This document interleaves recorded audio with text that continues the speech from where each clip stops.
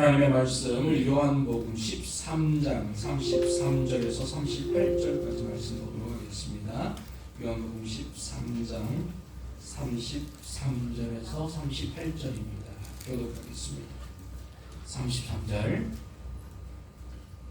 작은 자들아, 내가 아직 잠시 너희와 함께 있겠노라. 너희가 나를 찾을 것이나 일찍이 내가 유대인들에게 너희는 내가 가는 곳에 올 수 없다고 말한 것과 같이 지금 너희에게도 이르노라.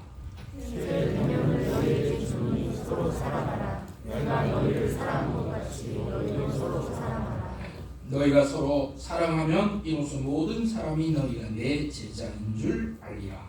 시몬 베드로가 이르되 주여 어디로 가시나이까. 예수께서 대답하시되 내가 간 곳에 내가 지금 따라오소서. 우리에게 따라오라. 베드로가 이르되 주여 내가 지금은 어찌하여 따라갈 수 없나이까. 주를 위하여 내 목숨을 버리겠나이다. 예수께서 대답하시되 내가 너희를 위하여 내 목숨을 버리겠느냐. 내가 진실로 진실로 내게 이르노니 각 이르기 전에 내가 세 번 나를 부인하리라. 십자가를 앞에 두신 예수님께서는 이 남겨진 제자들을 향해서 또 앞으로 제자가 될 우리들을 위해서 가르침을 주고 있습니다. 어떤 말씀을 주고 있는지 함께 말씀을 살펴보겠습니다. 33절에 있는 말씀을 같이 읽겠습니다. 33절입니다. 13장 33절.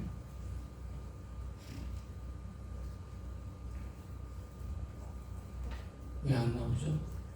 화면이 안 나와요. 예, 33절. 성경책 있으시죠? 같이 보겠습니다. 시작. 작은 자들아, 내가 아직 잠시 너희와 함께 있겠노라. 너희가 나를 찾을 것이나 일찍이 내가 유대인들에게 너희는 내가 가는 곳에 올 수 없다고 말한 것과 같이 지금 너희에게도 이르노라. 여기 33절을 보면 예수님이 이렇게 말씀합니다. 아직 잠시 너희와 함께 있겠노라. 그렇게 말하고 있습니다. 잠시 동안은 너희와 같이 있다. 그런 말씀을 하고 있습니다. 이 잠시 동안은 얼마의 시간을 의미하고 있을까요? 본문 13장의 배경은 예수님께서 이 마지막 시간에 제자들과 6월절의 식사를 하셨습니다. 그 6월절 식사 이후에 그 18장을 보시면 13장이 6월절 식사를 마치고 예수님께서 말씀을 하시는 것이고요. 그리고 18장에 보시면 예수님께서 제자들과 식사를 마치고 이제 기도하러 겟세마네 동산으로 가십니다. 그리고 겟세마네 동산에서 예수님께서 기도하시고 난 이후에 이 가룟 유다가 데리고 온 로마 군인들 그리고 대제사장의 하수인들에 의해서 예수님이 이제 잡히시죠. 그래서 십자가의 죽음을 앞에 둔 제자들과 함께하는 마지막 시간이 바로 오늘 본문 14장부터의 시간입니다. 그래서 예수님은 잠시의 시간 이렇게 말했습니다. 아마 시간상으로는 아마 2-3시간 정도 되지 않았을까 생각합니다. 저녁 식사를 마치고 그리고 마친 이후에 그 세족식을 하고 그 이후에 이제 오늘 말씀을 예수님께서 가르쳐 주시는 거죠.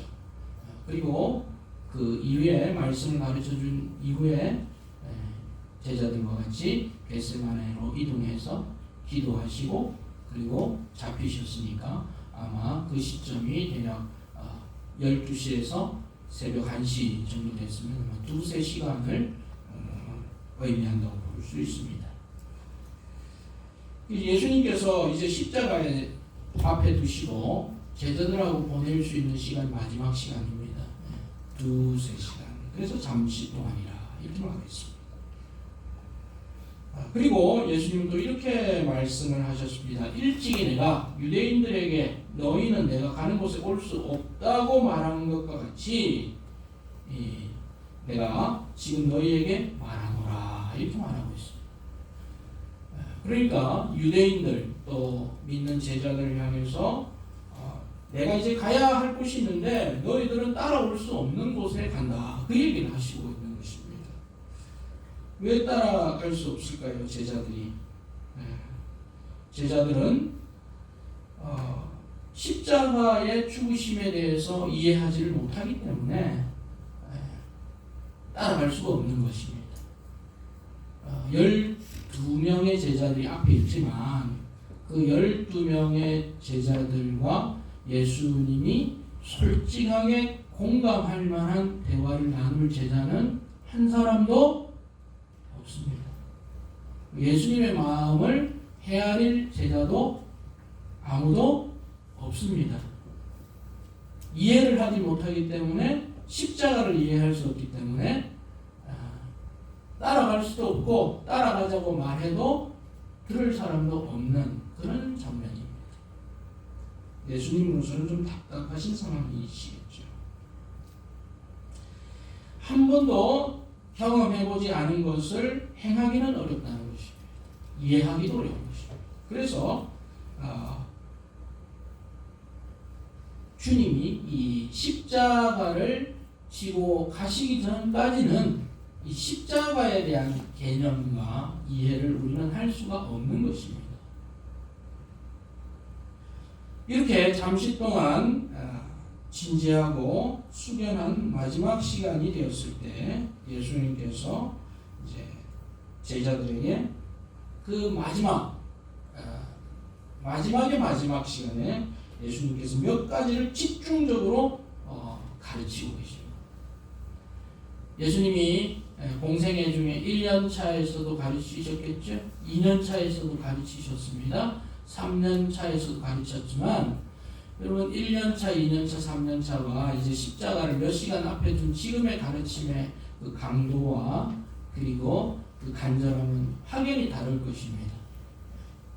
그래서 예수님께서 집중적으로 가르치신 내용이 13장 우리가 방금 읽었던 그 부분 본문과 14장 여러분 성경책 한번 보십시오. 14장에 보면 근심하지 말라 그 얘기를 이제 제자들에게 이야기를 하죠.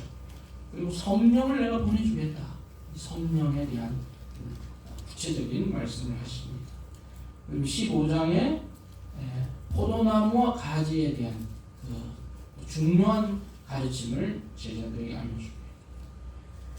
16장에 성령의 일, 성령이 오시면 어떤 일을 행하실 것인가에 대해서 알려주시고 17장에 이제 제자들과 더불어서 기도를 하신 겁니다. 기도하시고 가르침을 마치셨습니다. 그리고 이제 18장 자 이제 다 마쳤으니 이제 마지막 줄 것은 다 주신 거잖아요. 그래서 기도하러 가신 거예요. 그 중에 오늘 말씀은 이 첫 번째 이 말씀이죠. 첫 번째 예수님의 그 마지막 짧은 시간 중에 한 3-4가지 주제 중에 오늘은 그 첫 번째 말씀을 우리가 같이 나누겠습니다.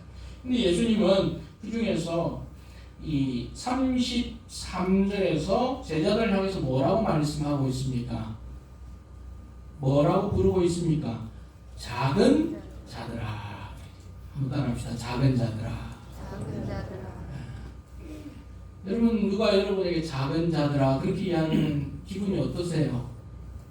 나를 좀 무시하나? 나 다 컸는데 그렇게 생각할 수 있잖아요. 그렇죠?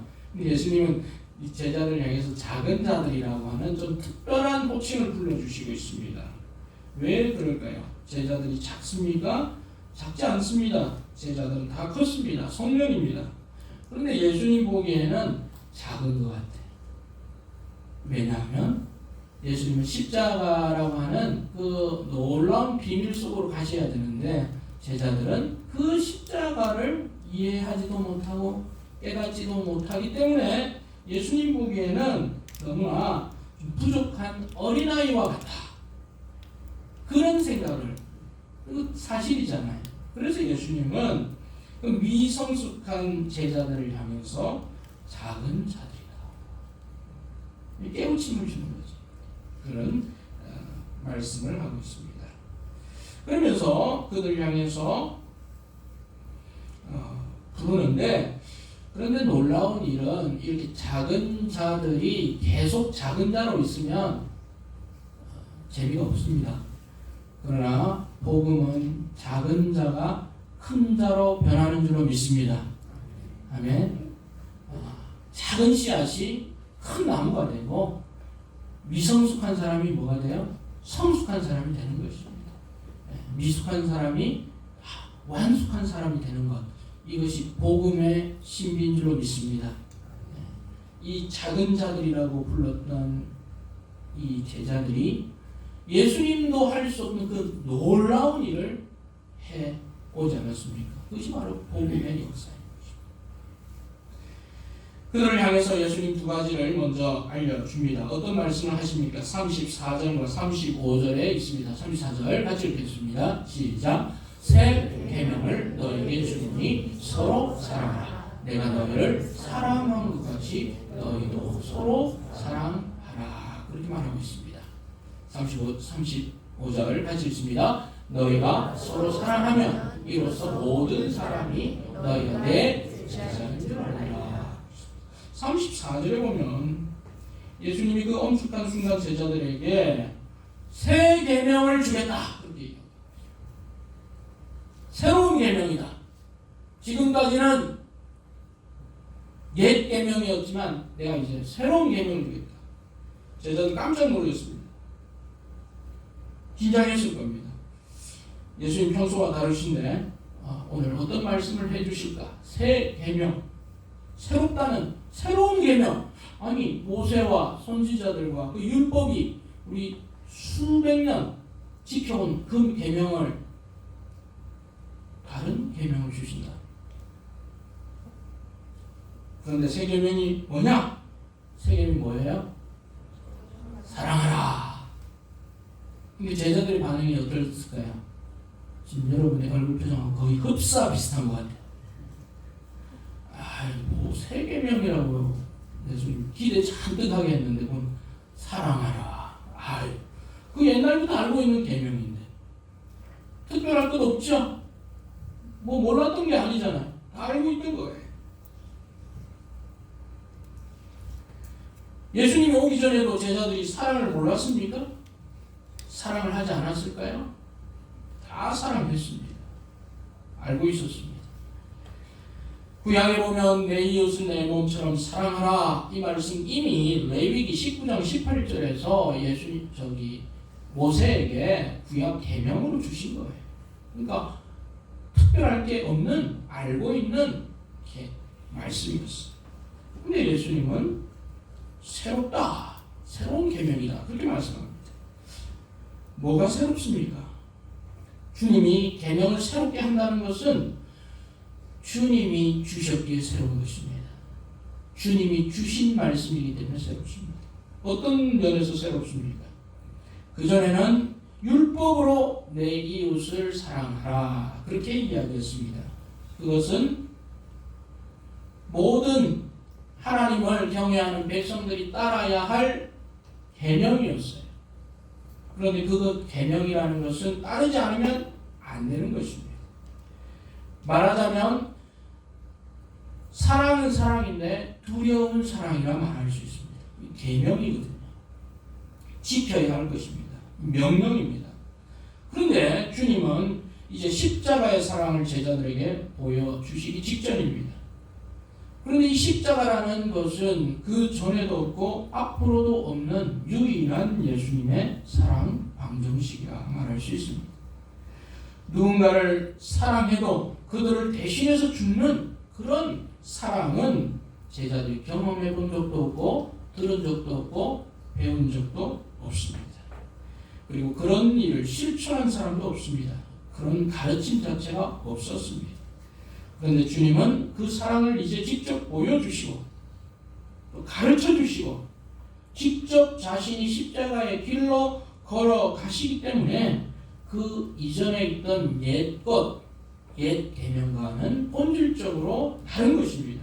그런 의미에서 뭐예요? 새로운 계명이다 하는 것입니다. 그런 의미로 여러분 예수님을 알기 전에 여러분이 알고 있던 그 어떤 것들은 새로운 게 아니고 어떤 것들이라 말할 수 있을까요? 옛 것이라 말할 수 있습니다.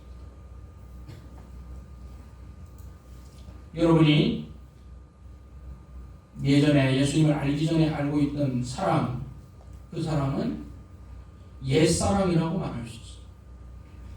예수님을 알기 전에 여러분 자신의 존재는 옛사랑입니다. 예수님을 알기 전에 우리가 행했던 방식은 구습이라 말할 수 있습니다. 예수님을 알기 전에 가졌던 어떤 소망이나 소원, 그것은 옛 소망이라 말할 수 있습니다. 그런데 예수님을 만나면서 우리는 옛 사람이 어떤 사람이 됩니까? 새 사람이 됩니다. 아멘? 새 사람이 됩니다. 구습은 따라야 할 것이 아니라 버려야 할 것이 됩니다. 예수님 안에서 새로운 방식의 진리가 성도의 삶의 기준이 되었습니다. 사랑도 마찬가지입니다. 이전에는 나 중심의 사랑이었다면, 나만을 먼저 생각하는 이기적인 사랑이었다면, 예수님을 경험한 뒤에 행하는 사랑은 그런 사랑이 아니라는 것을 알게 된 것입니다. 주는 사랑이다. 섬기는 사랑이다. 그것이 더 귀한 본질적인 사랑이라는 것을 우리는 깨닫습니다. 그렇다고 해서 우리가 깨달았다고 해서 알았다고 해서 늘 그것으로 실천하느냐, 그것은 아닙니다. 그러나 최소한 알게 된 것입니다. 그래서 예수님은 이전과는 본질적으로 다른 새로운 본질로서의 새 계명, 사랑을 말씀해주고 있는 것입니다. 성도 여러분, 우리는 예수님으로 인해 거듭난 사람들입니다. 그렇습니까? 그렇다면 우리가 하는 사랑은 우리가 알고 있는 또 세상에서 행하는 그런 방식이 아니라 주님께서 보여주시고 주님께서 말씀해 주신 또 주님께서 가르쳐 주시고 보여주신 그 사랑을 닮아가는 성도들이 되어야 할 줄 믿습니다. 아멘. 그런 의미로 새로운 계명이다 이 것입니다. 두려워서 따르는 것이 아닙니다. 기쁨으로 따라가는 그것이 바로 새로운 계명인 것입니다. 그러면 그 새 계명의 실체가 무엇입니까? 새 계명의 실체, 그것은 바로 사랑하라는 것입니다. 새로운 계명은 사랑입니다. 그러면 어떻게 사랑해야 합니까? 예수님께서 제안을 하고 있습니다. 그냥 사랑해라 이게 아닙니다. 내가 이해한 대로 받은 대로 사랑해라 그렇게 말씀하지 않고 34절에 보면 서로 사랑하라 다음에 주님 뭐라고 말씀하십니까? 같이 읽겠습니다. 시작. 내가 너희를 사랑한 것 같이 라고 말하고 있습니다. 그래서 이 사랑법은 그냥 나 사랑법이 아니라 주님이 제자들을 사랑한 것 같은 방식의 동급의 사랑을 말하고 있습니다. 우리가 해야 될 그 사랑. 여러분이 알고 있는 또 우리가 익숙한 그 사랑이 아니라 그건 잠시 제쳐두고 주님이 제자들을 사랑했던 것과 같은 방식의 사랑으로 사랑할 것을 주님 우리에게 요구하고 있습니다. 그러면 주님은 어떤 방식의 사랑을 행해 주셨습니까? 주님이 보여주신 사랑의 색깔은 어떤 색깔일까요? 첫 번째가 요한복음 13장 1절에 나옵니다. 13장 1절 말씀 보겠습니다. 요한복음 13장 1절. 네, 같이 읽읍시다. 시작. 6월절 전에 예수께서 자기가 세상을 떠나 아버지께로 돌아가실 때가 이른 줄 아시고 세상에 있는 자기 사람들을 사랑하시되 끝까지 사랑하시니라. 예수님의 사랑법 첫 번째는 어떤 사랑이라고 말할 수 있을까요? 어떤 사랑입니까? 좀 더 크게 말씀해 주시죠. 끝까지 사랑. 끝까지의 사랑. 이 끝까지의 사랑이 어떤 사랑일까요? 끝장내는 사랑입니까? 끝장을 모르는 사랑. 나를 사랑 안 해주면 끝장을 보는 뭐 그런 좀 정신이 이상한 사람들이 많이 있어요. 예. 자기 사랑을 일방적인 사랑이죠, 그렇죠? 예. 싫다는 대로 끝장을 내는 사람들이 있어요. 그거 아니죠. 여기서 끝까지의 사랑은 어떤 사랑입니까? 막무가내의 사랑이 아닙니다. 여기서 끝까지 사랑했다 이 말은 영어 성경에 보면 한계를 짓지 않았다는 거예요. 한계를 짓지 않은 사람. 자기 사람들을 사랑하시되 한계를 짓지 않고 계속 사랑하셨다는 것입니다. 여러분 우리가 누군가를 사랑할 때 보면 이 한계를 짓잖아요. 자기의 기대치가 있습니다. 그 기대치를 따라오지 않으면 한계를 딱 져서 계속 취할 사랑도 있고 버릴 사랑도 있고 이렇게 생각합니다. 그런 사랑이 아니에요. 그 한계를 짓지 않는 사랑. 여기 13장 1절에 보면 끝까지라고 나와 있는데 그 끝까지는 어떤 사람들을 예수님 사랑하시냐면 자기 사람들을 사랑하시는 거예요. 세상에 있는 자기 사람. 또 세상에 있는 자기 사람들 예수님께서 모든 사람들을 다 사랑하시지만 모든 사람들이 다 예수님의 사람들은 아니잖아요. 그럼 여기 자기 사람들은 특정하면 지금 예수님 앞에 나와 있는 누구들을 말하고 있습니까? 12명의 제자들이죠. 그렇죠? 예. 그들을 사랑하시는 거예요. 물론 좀 더 확대하면 예수님의 믿게 될 사람들까지를 의미하지만 한정적으로 보면 그 앞에 있는 12제자들. 근데 그 12제자들 중에 누가 있어요? 누가 있습니까? 가롯 유다가 있습니다. 그러면 예수님께서는 가롯 유다는 빼고 사랑했나요? 예수님께서 가롯 유다가 자기에게 배신할 것을 모르셨을까요? 다 아셨습니다. 여기 13장 본문은 예수님께서 세족식을 하는 장면이죠. 그래서 이제 저녁 식사를 마치고 수건 가져오라. 그래서 이제 다 이렇게 발을 씻겨주는데 보니까 이게 가룟 유다의 발도 나온 거예요. 너는 저리 가고. 왜냐면 넌 나하고 앞으로 나쁜 놈이니까. 가룟 유다의 발을 안 씻겨주셨을까요? 그렇으면 예수님이 진짜 잘못하신 거죠. 예수님 그렇게 하지 않으시고 가룟 유다까지도 뭐예요? 씻겨주셨어요.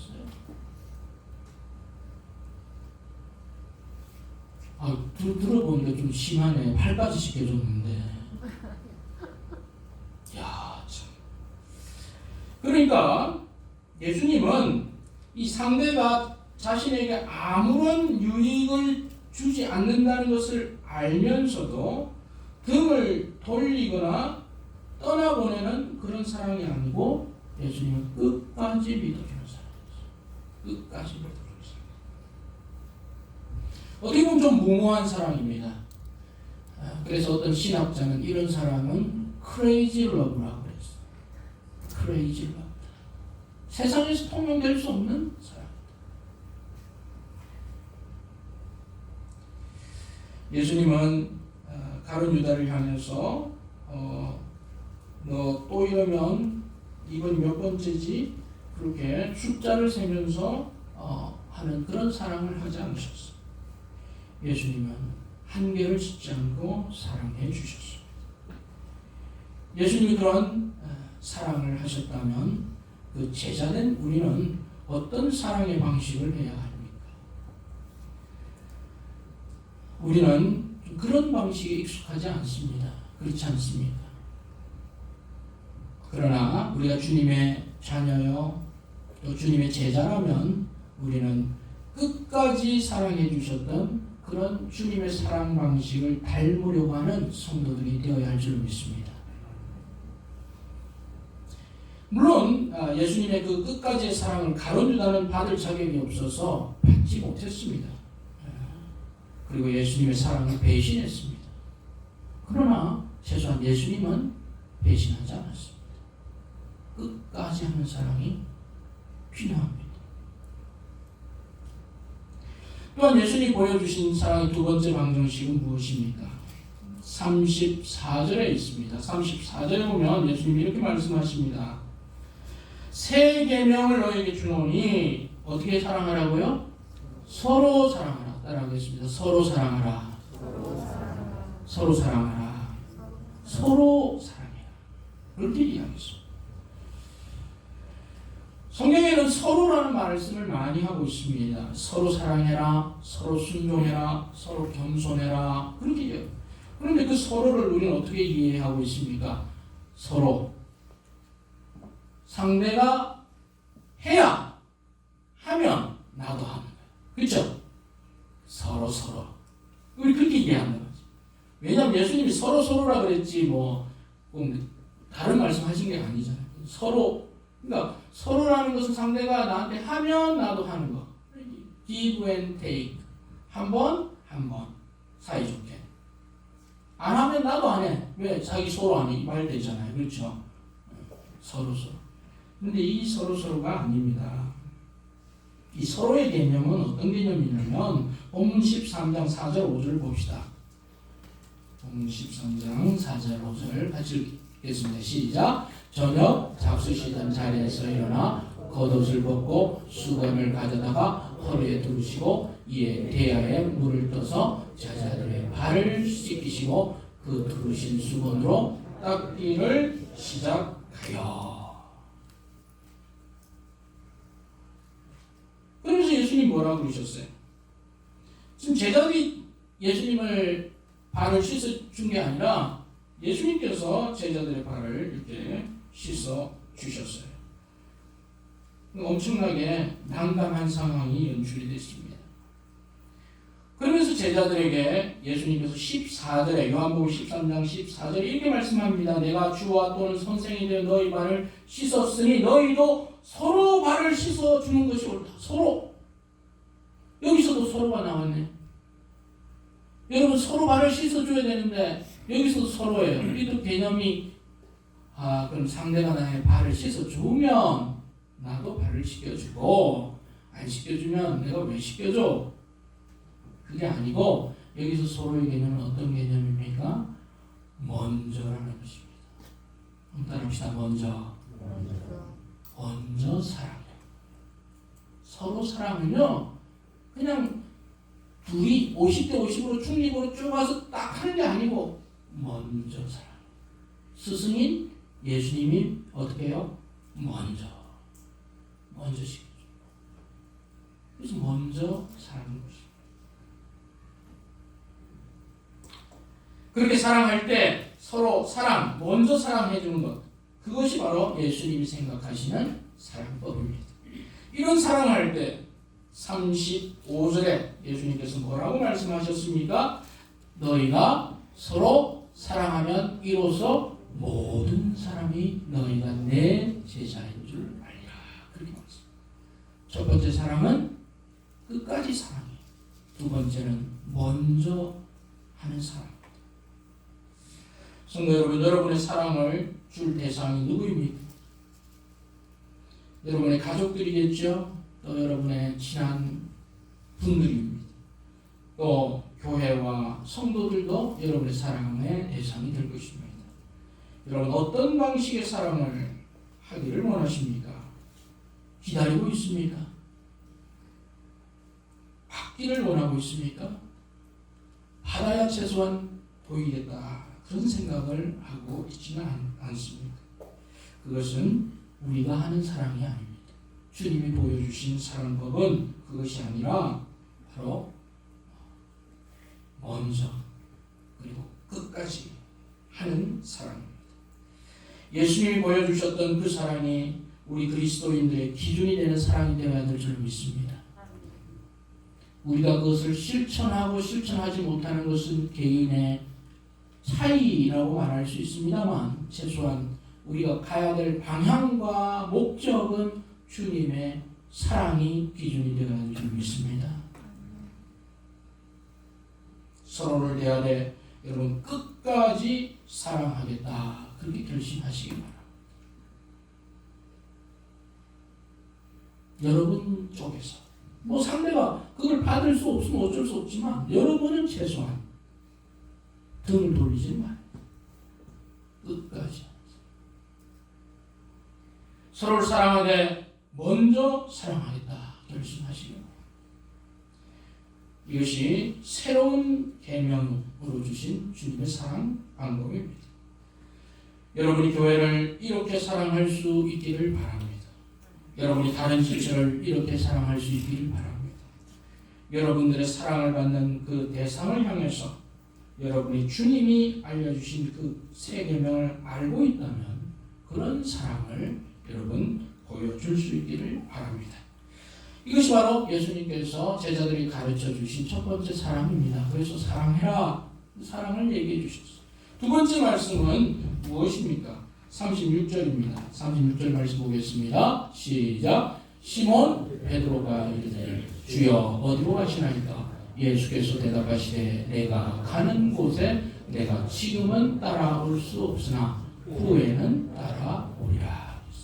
두 번째는 제 베드로를 향해서 하신 말씀입니다. 물론 베드로를 향해서 말씀하셨지만 이 말씀은 베드로만을 위한 말씀이 아니라 베드로와 함께 있는 제자들을 향한 말씀이고 또 우리를 향한 말씀이기도 합니다.